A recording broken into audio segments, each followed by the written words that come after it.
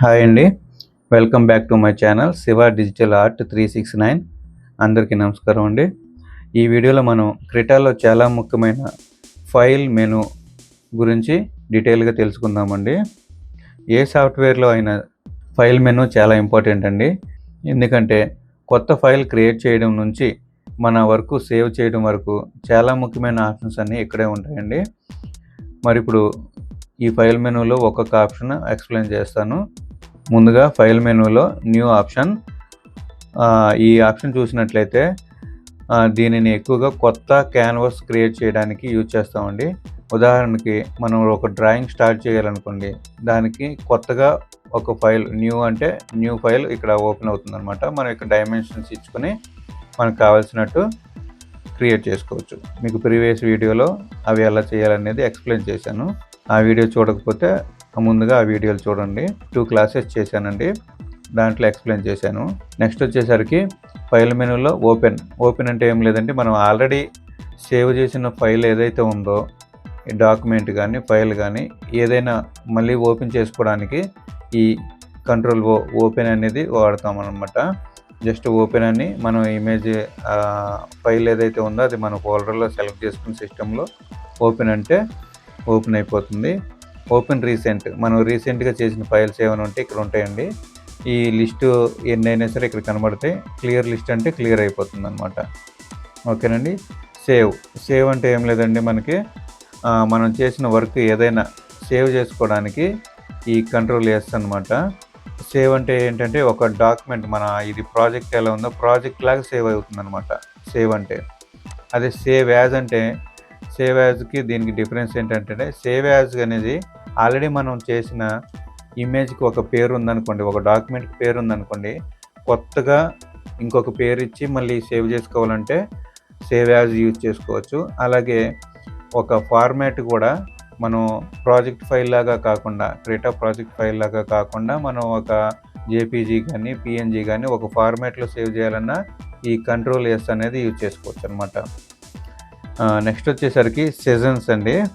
ఈ ఆప్షన్ చాలామందికి తెలియదండి, కానీ చాలా యూజ్ఫుల్ అవుతుంది. మనకు మల్టిపుల్ ఫైల్స్ ఓపెన్ చేసి పనిచేస్తున్నప్పుడు క్రిటా క్లోజ్ అయినా సరే మళ్ళీ ఓపెన్ చేసినప్పుడు సేమ్ ఫైల్స్ రీస్టోర్ చేయొచ్చు అనమాట. అంటే వర్క్ స్పేస్ని రిమెంబర్ చేస్తుంది ఈ సీజన్ అనేది. ఇక్కడ క్లిక్ చేసారంటే ఇది ఆల్రెడీ మనం చేసిన వర్క్ స్పేసెస్ అనమాట. క్లోజ్ అయినా సరే వీటిని మళ్ళీ క్లిక్ చేసుకుంటే మనకి సేమ్ వర్క్ స్పేస్ వస్తుంది. అలాగే open existing document as untitled document అంటే ఏం లేదండి, మనకు ఆల్రెడీ మన సిస్టంలో ఒక డాక్యుమెంట్ ఉందనుకోండి సేవ్ చేసింది, లేదంటే సరే మన సిస్టంలో ఆల్రెడీ సేవ్ చేసిన డాక్యుమెంట్ ఓపెన్ చేయడానికి ఇక్కడ ఓపెన్ యూజ్ చేస్తాం కదా, ఓపెన్ యూజ్ చేసి మళ్ళీ దాన్ని ఎడిట్ చేసి సేవ్ చేస్తే సేమ్ పేరు మీద మళ్ళీ సేవ్ అవుతుంది.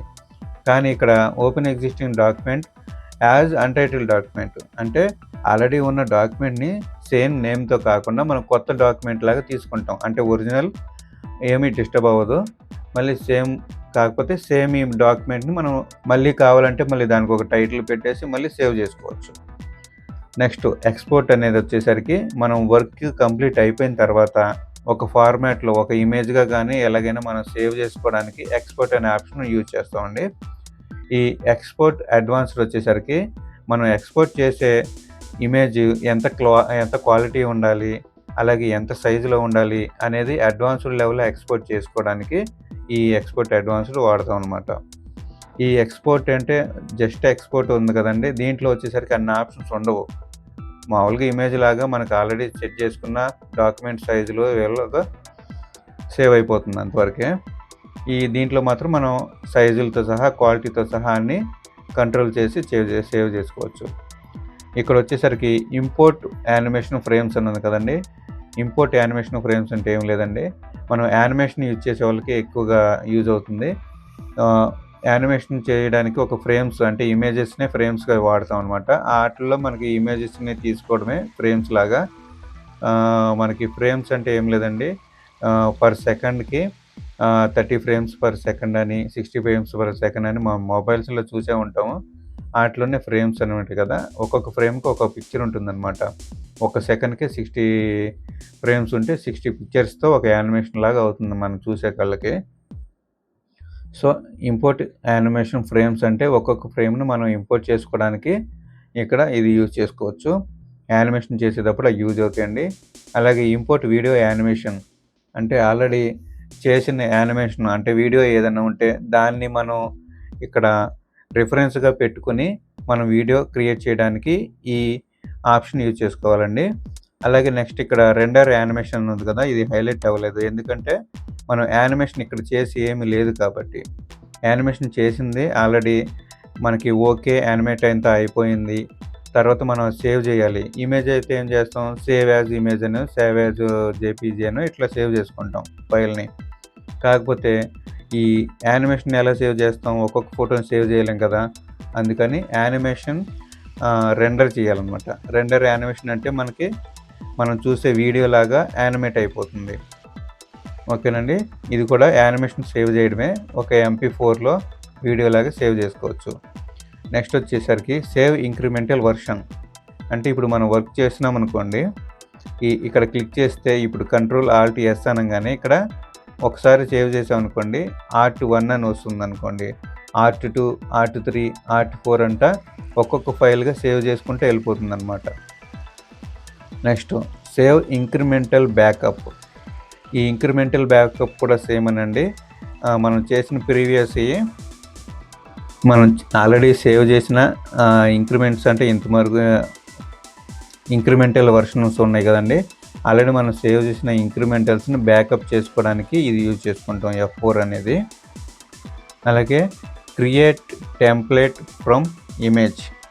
క్రియేట్ టెంప్లేట్ ఫ్రమ్ ఇమేజ్ అంటే ఇప్పుడు మనం ఆల్రెడీ ఇమేజ్ చేసామంటే అది ఒక టెంప్లేట్ లాగా మనకి ఎప్పుడు current art work duplicate create చేస్తుందన్నమాట. మళ్ళీ ఎప్పటికి కావాలన్నా సేమ్ అలాగే ఓపెన్ అవుతుంది. క్రియేట్ టెంప్లేట్ ఫ్రమ్ ఇమేజ్ అంటే మనకు సేమ్ క్యాన్వాస్ సెట్టింగ్స్ రిపీట్గా కావాలి అంటే దీన్ని టెంప్లేట్గా సేవ్ చేసుకోవచ్చు అనమాట.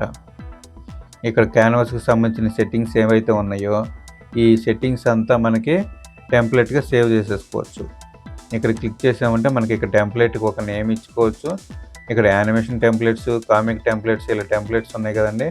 అలాగే మనం ఇక్కడ ఇవన్నీ మార్చుకున్నప్పుడు ఇక్కడ యానిమేషన్ మన పర్సనల్ టెంప్లెట్ అని చెప్పేసి ఇక్కడ సేవ్ చేసుకుని ఓకే అనేస్తే సేవ్ అయిపోతుంది. మళ్ళీ ఓపెన్ చేసుకోవాలన్నప్పుడు టెంప్లెట్స్ ఓపెన్ చేసుకోవచ్చు. Next create copy from current image అంటే ఏం లేదండి, మనం ఇప్పుడు ప్రజెంట్ చేస్తున్న ఆర్ట్ వర్క్కి కరెంట్ ఆర్ట్ వర్క్కి డూప్లికేట్ క్రియేట్ చేస్తుంది అనమాట. నెక్స్ట్ వచ్చేసరికి డాక్యుమెంట్ ఇన్ఫర్మేషన్. డాక్యుమెంట్ ఇన్ఫర్మేషన్ అంటే మన ఆర్ట్ వర్క్ ఏదైతే ఉందో కరెంట్ ఫైలు డీటెయిల్స్ చూడడానికి యూజ్ అవుతుంది. ఉదాహరణకి ఫైల్ సైజ్ ఎంత, రిజల్యూషన్ ఎంత, ఆథర్ డీటెయిల్స్ ఏంటి అనేది ఇక్కడ మనం చూడొచ్చు అనమాట. ఇక్కడ జనరల్లోకి వచ్చేసరికి ఫైల్ నేమ్ ఏంటి, సైజ్ ఎంత, ఏంటి, రిజల్యూషను, ఆథర్ ఎవరు అనేది డీటెయిల్స్ ఇక్కడ ఉంటాయి. మనం ఏం సేవ్ చేయలేదు కాబట్టి ఏమీ లేవు, ఇంకేం వర్క్ చేయలేదు కూడా. సో అదండి డాక్యుమెంట్ ఇన్ఫర్మేషన్. ఇక్కడ క్లోజ్ అనేసరికి క్లోజ్ అంటే ఏమో లేదండి, ఇక్కడ డాక్యుమెంట్స్ ఉన్నాయి కదా, ఇదొక డాక్యుమెంట్ ఉంది, ఇదొక డాక్యుమెంట్. ఇక్కడ నాట్ సేవ్డ్ 2 డాక్యుమెంట్స్ ఉన్నాయన్నమాట. ఇక్కడ ఏ డాక్యుమెంట్ అయితే సెలెక్ట్ చేసి ఉంచుతామో దాంట్లో క్లోజ్ అంటే ఆ ఒక డాక్యుమెంట్ క్లోజ్ అయింది. అలాగే ఇప్పుడు ఈ డాక్యుమెంట్ కాదు, మనకి ఇంకొక డాక్యుమెంట్ కావాలి, 2-3 డాక్యుమెంట్లు ఉన్నాయి అనుకోండి. Suppose create copy from current image ఇలా అంటే 2 డాక్యుమెంట్స్ వచ్చినాయి కదా, create copy from current image 3 అయినాయి. ఇప్పుడు 3 డాక్యుమెంట్స్ ఉన్నాయి. ఇంతకుముందు ఏం చేసాం, ఫైల్లోకి వెళ్ళి క్లోజ్ అంటే ఒకటే సెలక్షన్లో క్లోజ్ అయింది. ఇక్కడ కానీ 3 ఉన్నాయి కాబట్టి 3టిని క్లోజ్ చేసేయాలనుకుంటున్నా. నో, 3 క్లోజ్ అయిపోతే ఏముందండి, మళ్ళీ కొత్త ఫైల్ ఓపెన్ చేసుకోవాలి. ఏమీ లేదు కాబట్టి క్లోజ్ అయిపోయింది టోటల్గా. ఓకేనండి, కొత్త డాక్యుమెంట్ ఓపెన్ చేశాను. నెక్స్ట్ వచ్చేసరికి క్లోజ్ అవ్వాలంటే అది క్విట్ అనేసరికి డైరెక్ట్గా మొత్తం క్లోజ్ అయిపోద్ది అనమాట. సాఫ్ట్వేర్ మొత్తం క్లోజ్ అయిపోద్ది చూడండి. ఓకేనండి, ఫైల్ మెనూలో మొత్తం ఆప్షన్స్ క్లియర్ అయిపోయినాయి కదండి. ఏమైనా డౌట్స్ ఉంటే మీరు కామెంట్లో అడగండి, నేను చెప్తాను. మొదట్లో ఫైల్ మెనూ చాలా ఆప్షన్స్ ఉన్నట్లు అనిపిస్తుంది, కానీ రెగ్యులర్గా మనం యూజ్ చేస్తూ ఉంటే ఆటోమేటిక్గా గుర్తుండిపోతాయండి. ముఖ్యంగా new, open, save, save as, export ఇవన్నీ ఈ ఆప్షన్స్ ఎక్కువగా మనం యూజ్ చేస్తాము. నెక్స్ట్ వీడియోలో వచ్చేసరికి ఎడిట్ మెనూ ఎక్స్ప్లెయిన్ చేస్తాను. దీంట్లో ఏమేమి ఉన్నాయి ఈ ఆప్షన్స్ అన్నిటి గురించి ఎక్స్ప్లెయిన్ చేస్తానండి. నేను ప్రతి ఒక్క ఆప్షన్ను స్టార్టింగ్ నుంచి పూర్తిగా డీటెయిల్గా ఎక్స్ప్లెయిన్ చేస్తున్నాను. అది కూడా తెలుగులో క్రిటా అనేది ఎవరు చెప్పలేదండి, నేనే ఫస్ట్ టైం అనుకుంటా. ఓకేనండి, మిస్ అవ్వకండి నా క్లాసులేమి. మా కంటెంట్ మీకు నచ్చినట్లయితే లైక్ చేయండి, షేర్ చేయండి, సబ్స్క్రైబ్ చేయడం మాత్రం మర్చిపోకండి. పక్కనే ఉన్న బెల్ ఐకాన్ని ట్యాప్ చేయండి, మా వీడియోస్ని మిస్ అవ్వకుండా ఉంటారు. థ్యాంక్ యూ అండి.